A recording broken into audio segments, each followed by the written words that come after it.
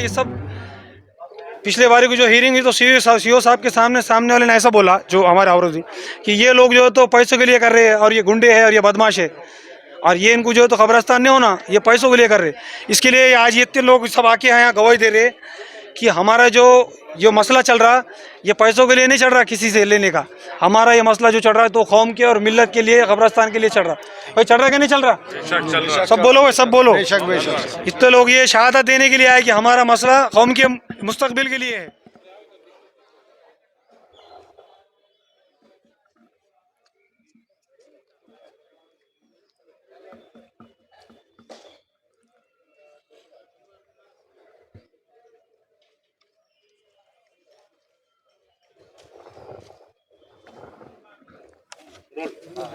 Sir ये जो survey number 45 से लेकर 51 की जो ज़मीन का खबरस्तान का मामला है, क्या प्रकरण है और आपका आना कहाँ से हुआ, उस बारे में पूरी तफसील। देखो, सबसे पहले समझ लीजिए कि ये जो जामा मस्जिद है, जामा मस्जिद बीड़ किले के ऊपर जो मस्जिद है पुरानी, तो उसकी ये ज़मीन है सर्वे नंबर 51 और 45, ये जो नगर रोड बीड़ के ऊपर है। इसके अंदर सबसे बड़ा इशू ये है कि ये जो ज़मीन है ये वक्फ़ की है, ये रिकॉर्ड ऑफ राइट्स में भी वक्फ़ है। इसमें जो सर्वे हुआ मराठवाड़ा वक्फ बोर्ड का, उसमें आई। उसके बाद ये गैजेटेड प्रॉपर्टी है, लेकिन 1999 में NT धोत्रे जो डिप्टी कलेक्टर थे अपने बीड़ के, उन्होंने हैदराबाद अतियत इंक्वायरी एक्ट को नहीं लागू करते हुए इनाम मोबिलेशन एक्ट के हिसाब से सेक्शन 5 सेक्शन 6 के हिसाब से इसको मददमाश डिक्लेयर करके इसको वर्ग 1 की ज़मीन डिक्लेयर की। उसके बाद उस पर नाम हटा दिए, उसके डेवलपमेंटल प्लान किए, बहुत सारी चीज़ें किए, जो कि violation of section 51 of Waqf act है। इसके वजह से सेक्शन 52A के हिसाब से इनके ऊपर 3 साल की सज़ा के लिए FIR की ऑर्डर के लिए आज के डेट में यहाँ पर कार्रवाई रखी गई है। इसके अंदर 3 बार तकरीबन 2022 में भी जो शेख अनीस साहब थे, उन्होंने भी इनको नोटिस इशू किया था और ऑर्डर भी दिए डिस्ट्रिक्ट वक्फ ऑफिसर को कि ये जो कल्प्रिट्स है, ये जो गुनहगार है, इनके खिलाफ कार्रवाई की जाए, इनके खिलाफ FIR दर्ज किया जाए। लेकिन पॉलिटिकल प्रेशर्स की वजह से ये सब चीज़ें रुकी। अभी इतनी इंपॉर्टेंट जगह है कि बीड़ इतना बड़ा शहर है, इसके अंदर काफ़ी कम ज़मीन है। अब सर्वे नंबर 51 में 4 एकड़ है और 45 में 2 एकड़ ज़मीन ऑलरेडी अभी ईदगाह के लिए है। अभी बहुत सारी ज़मीन ईदगाह के लिए लगने वाली है, वहाँ पे बड़े इज्तिमात होते, रिलीजियस प्रोग्राम होते। इन चीज़ों के लिए वफ़ का असल जिम्मेदारी क्या है कि इन चीज़ों के लिए वफ़ की ज़मीन इस्तेमाल में की जाए, लेकिन वो इस्तेमाल किसी दूसरी चीज़ें के लिए की जा रही है। रिलीजियस पर्पज़ के अलावा सब अदर सब पर्पज़ उसके अंदर पूरे हो रहे हैं, लेकिन रिलीजियस पर्पज़ ही पूरा नहीं हो रहा। क्यों? इसके अंदर कहीं ना कहीं पर पॉलिटिकल प्रेशर है। लेकिन ये एक्ट के थ्रू, ये जो एक्ट है, ये एक्ट क्या बोल रहा है कि सेक्शन 51 है कि कोई भी ट्रांजैक्शन जब वक्फ बोर्ड के विदाउट परमिशन लिया जाता, ये जब लिया जाता है तो ये ऑफेंस है, कॉग्निजेबल ऑफेंस है, नॉन बेलेबल है, 3 साल की सज़ा का ऑफेंस है। इसके लिए पिछले 3 बार नोटिस इशू हुई। इसके अंदर 23/11 के नोटिस में नॉन एप्लीकेंट खुद प्रेजेंट हुए और उन्होंने कहा भी, लेकिन पिछले बहुत सारे दिनों से जो तारीखें चल रही उसके अंदर नॉन एप्लीकेंट्स नहीं आ रहे, लेकिन वो मैटर चलते जा रहा। तो हमारी ये रिक्वेस्ट है सीओ साहब से भी कि आज का जो फाइनल जो हेयरिंग रहेंगी उसको फाइनल किया जाए और जो भी कल्प्रिट लोग हैं इनके खिलाफ सेक्शन 52A में इशू नोटिस करा के उनके खिलाफ FIR दर्ज किया जाए। और उसके बाद ये जो ज़मीन है, ये ऑर्डर इशू कराकर, सेक्शन 41 के ऑर्डर इशू कराकर ये जो ज़मीन जो है ये ईदगाह और अदर रिलीजियस पर्पज़ के लिए रिज़र्व की जाए। और ये जो एक कमेटी बनी हुई है जिसको ईदगाह बालीपीर कब्रस्तान जामे मस्जिद किला वेलफेयर एसोसिएशन है, इसके थ्रू और जो कमेटी है इनके थ्रू इसके हैंड ओवर की जाए, क्योंकि इतने सारे लोग इतनी सारी तादाद में यहाँ पर आए, इसका मतलब ये काफ़ी इंपॉर्टेंट इशू है। इतना इंपॉर्टेंट इशू है क्योंकि कोई भी किसी के प्राइवेट मिल्कियत के लिए, प्राइवेट प्रॉपर्टी के लिए यहाँ पे नहीं आया हो। ये सब अपने समाज का काम है, इसके लिए सब लोग आए हुए और हर एक ने यहाँ पर पर्टिकुलर यहाँ पे शपथ पत्र एफिडेविट दाखिल किया है वक्फ बोर्ड में। नियर अबाउट 60 से 70 लोगों ने आज दाखिल किए, तो उसको भी ऑन रिकॉर्ड लेके इसमें ऑर्डर पास कीजिए। बस इतनी हमारी जिम्मेदारी है। सर वक्फ बोर्ड के जो कानून है अभी तो बहुत कड़क है कि दरगाह, मंदिर, मसाजिद की जो जगह है वो उसके हकदार को मिलनी चाहिए। तो ये कितने एकड़ ज़मीन का मामला है? देखो, ये जो ज़मीन है इसके ऊपर एक सर्वे नंबर है तकरीबन 32 एकड़ का और दूसरा सर्वे नंबर है कितना 19 एकड़ का। तो ये जो ज़मीन है, ये जो जामा मस्जिद, इसको तो तकरीबन 450 एकड़ ज़मीन है, 432 एकड़ ज़मीन है।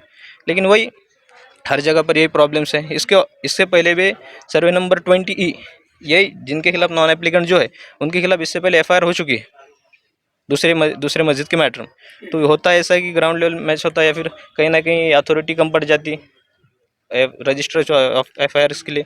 तो ये चीज़ें काफ़ी इंपॉर्टेंट है इसके अंदर, क्योंकि यहाँ पे स्टाफ नहीं है, CO साहब नहीं रह रहे, वीडियो कॉन्फ्रेंसिंग से हो रही, कभी टेक्निकल इश्यूज आते, कभी कभी तारीखें मिल जाती, तो इसके अंदर वो लोगों को चांस मिल जाता। सर भीड़ तो राजनीति में काफ़ी माहिर कहलाए जाते हैं, भीड़ के लोग, भीड़ के सियासतदान। तो क्या वक्फ मिनिस्टर को आपने निवेदन दिए? वक्फ मिनिस्टर को निवेदन दिया हुआ है, और भीड़ के मैटरों में ऑलरेडी पूरे महाराष्ट्र को मालूम है। 88 शेख की जो कमेटी है 2011 की, जो कि गवर्नमेंट ऑफ महाराष्ट्र ने खुद अपॉइंट किया था, उस कमेटी के ऊपर ये दोनों सर्वे नंबर पे जो इलीगल एक्टिविटीज़ हुई, वो सर्वे नंबर के ऊपर इलीगल एक्टिविटीज़ की नोन खुद 88 के शेख कमेटी के रिपोर्ट के अंदर खुद जज साहब ने लिखी हुई है, और उसके अंदर खुद लिखा हुआ है कि सेक्शन 51 और 52 की कार्रवाई इनके खिलाफ होना ज़रूरी है, और जल्द से जल्द गवर्नमेंट ऑफ महाराष्ट्र खुद ये ऑर्डर दे कि इनके ऊपर कार्रवाई की जाए। लेकिन आज के डेट तक वक्फ बोर्ड भी इसके अंदर इशूएंस ऑफ नोटिस के बाद भी गवर्नमेंट ने पूरी चीज़ें होने के बावजूद भी अभी FIR नहीं हुआ। औरंगाबाद के सीओ साहब ने आपको टाइमिंग दिया है, तो कितने लोगों को मुलाकात का टाइम दिया है? मुलाकात नहीं है, रेगुलर हेयरिंग है ये। इसके अंदर जो एप्लीकेंट है वो रहेंगे, 1 से 2 रहेंगे, और एडवोकेट्स रहेंगे। ये बाकी जो है ये सपोर्ट के लिए आए हुए लोग हैं, और ये खुद उनकी एक एफिडेविट लेके आए थे कि ये सिर्फ किसी अकेले और एप्लीकेंट और नॉन एप्लीकेंट का इशू नहीं है, ये सब लोगों का इशू है, जो कि हम सब लोग मिलकर लड़ रहे हैं, और ये किसी का पर्टिकुलर इसके अंदर कोई इंटरेस्ट नहीं है, सबका सेम इंटरेस्ट है एज पर इस्लाम के रूल। आपका नाम बोलिए। एडवोकेट शाहरुख पठान। क्या कहेंगे सर, अभी जो वकील साहब ने माहिती दी है, और आप लोग कितने लोग आए हुए हैं, और कितने दिनों से आपको ये परेशानियों का सामना करना पड़ रहा है? पिछले 3-3.5 साल से हम जो है कब्रस्तान के लिए कोशिश कर रहे हैं। अब असल में भीड़ के अंदर जो है बहुत सी इनामी ज़मीन है, जो वक्फ बोर्ड से लोगों ने भाड़े पट्टे पे लिए थे, और उसको ख़ुद की मिल्कियत बना के 7/12 के अंदर से जो है मस्जिद का नाम निकाल दिए, और ख़ुद के ख़ानदान के बीवी बच्चों के नाम लगा के उसके ऊपर जो है तो मालक बन के बैठ गए। और जब भी इनके ख़िलाफ़ कोई जो है कार्रवाई की मांग की जा रही,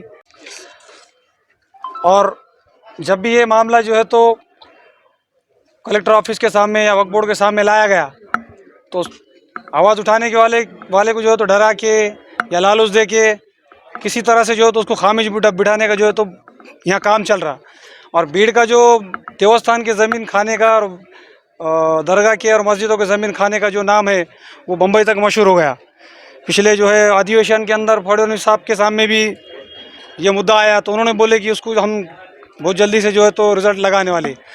तो जब ये बम्बई तक मुद्दा जा रहा, तो भीड़ के अंदर सोचो फिर कि ये ज़मीनों को खाने का एक धंधा कितना आसानी से हो रहा, और उसके ऊपर जो है तो जो अधिकारी है, चाहे भू सुधार के हो चाहे वक्फ बोर्ड के हो, वो अधिकारी जो है तो आंखें मूझ के जो है तो सोने का नाटक कर रहे।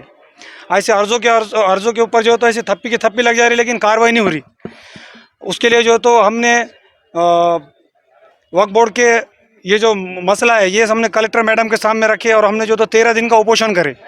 पूरे भीड़ शहर के जो तो रहवासी इसके अंदर थे, तो 13 दिन का जो तो अमर उपोषण करने के बाद में कलेक्टर मैडम ने हमको ये लेटर दिए कि ये जो ज़मीन है ये बोर्ड की है, और जब वक्फ बोर्ड हमको परमिशन दे देगा तो हम आपको कब्रिस्तान देने में हमारा कोई हर्ज नहीं है। कलेक्टर मैडम ने खुद जो है तो उसकी पानी करे, सर्वे करे, ऐसा हमको जो है तो वहाँ के अधिकारियों ने बताया। फिर वो लेटर लेके CO साहब के पास हम यहाँ पे आए, और यहाँ पे आने के बाद में जो है तो यहाँ के जो कुछ है लोग जो यहाँ पे उनकी जो तो जड़ें यहाँ पे मौजूद है, यहाँ से फ़ोन चले जाते हैं कि भाई ये आया और ये अर्ज़ दिया और ये कागज़ करा जो है। फिर भी हम अल्हम्दुलिल्लाह हम डरे नहीं, क्योंकि पूरे आवाम का मसला है और पूरे भीड़ शहर का मसला है कि भीड़ शहर में जो है क़ब्रस्तान, एक तकिया क़ब्रस्तान है, शहनशाह वाली क़ब्रस्तान है, और एक बाले पीर साहब का क़ब्रस्तान है। तो ये तीनों भी क़ब्रस्तान में बहुत कम जगह बचे ली है। अब भीड़ शहर की इतनी बड़ी आबादी है, तो उनको जो है एक क़ब्रस्तान की सख्त ज़रूरत है। और ये विषय लेके जो हम यहाँ साहब के पास आए, साहब ने हमारे पेपर वो सब देखे। अब ये साहब को खुला बताया हमने कि साहब ये देखो, ये यहाँ से भाड़े पट्टे से ले ली ज़मीन है, इस पर मालक बन के बैठे वाले लोग। तो फिर उसके अंदर जो है तो 2022 के अंदर FIR करने के ऑर्डर भी है, लेकिन वहाँ पे मैनेजमेंट करके जो है तो इतना बड़ा गुनाह दबा दिया गया। ईदगाह का जो मसला है, ईदगाह का क्या मसला है, और जो खातिर ख्वाह जो जिम्मेदार ठहराए जाएंगे जी, तो उनके ऊपर क्या कार्रवाई हो, और आपको पूरा नाम बोल दीजिए। हमारे ऑलरेडी वहाँ पे बाले पीर के लिए और पूरे भीड़ शहर के लिए एक ईदगाह पैसों से ख़रीदे। ये भूमाफियों ने हर गरीब से, जो बर्तन धोने वाले हैं, रिक्शे वाले, इनसे जो तो पैसे वसूल करे। एक करी जो है तो 3 लाख रुपए इन्होंने लिए, और हर घर से पैसा दिया गया और ये 6 एकड़ ज़मीन खून पसीनों के पैसों से खरीद के वहाँ ईदगाह बनाने वाली है। आज बीड़ शहर की सबसे बड़ी ईदगाह है, 2 ईदगाह, एक पुरानी ईदगाह है और एक नई ईदगाह है। आज ईद की नमाज हो, इज्तिमा हो, वहाँ पे होता, लेकिन वो 6 एकड़ की ज़मीन काफ़ी नहीं है। अब आगे कब्रस्तान का मसला है, कौम के वास्ते जो तो स्कूल हो, दवाखाने हो, ये चीज़ों के बारे में कौन सोचेगा। आज अल्हम्दुलिल्लाह गवर्नमेंट तो सारे अल्पसंख्यक विभाग के वास्ते जो तो करोड़ों का बजट डाल रही है, लेकिन वो बजट डालना कहाँ, वो मांगने को कोई तैयार नहीं है, क्योंकि अपने लोगों को मालूम ही ना ये चीज़। तो हमारी ये कोशिश है कि इंशाल्लाह ये ज़मीन जो हमको मिल जाएंगी, इंशाल्लाह ये ज़मीन के अंदर हमें कब्रस्तान बनेंगे, एक दारुल उलूम बनेंगे, एक हॉस्पिटल बनेंगे, एक अच्छा सा स्कूल बनेंगे, और जो तो बच्चों को पुलिस भर्ती के लिए और ऐसे प्रैक्टिस के लिए ग्राउंड बनेंगे, फुटबॉल के लिए, क्रिकेट के लिए, ऐसे सारे चीज़ें हम करेंगे इंशाल्लाह। कितने एकड़ जमीन की मांग है? और हमने पूछा था आपसे कि जो जिम्मेदार, जो खातिर जो मुजरिम कहलाए जाएंगे, जी, उनके ऊपर कार्रवाई की क्या मांग करेंगे आप सरकार से? हमारी मांग अभी एक 50 एकड़ की है, और जो मुजरिम आज उसके ऊपर कब्जा करके बैठे हुए हैं, उनके बारे में हमको यही बोलना है कि भाई हम जो है किसी से दुश्मनी और ये हमारा मकसद नहीं है। वक्फ की जो ज़मीन है वो मुसलमानों के फलाह और बहबूदी के लिए है, तो हम जो है तो वक्फ बोर्ड से ये जगह मांग रहे।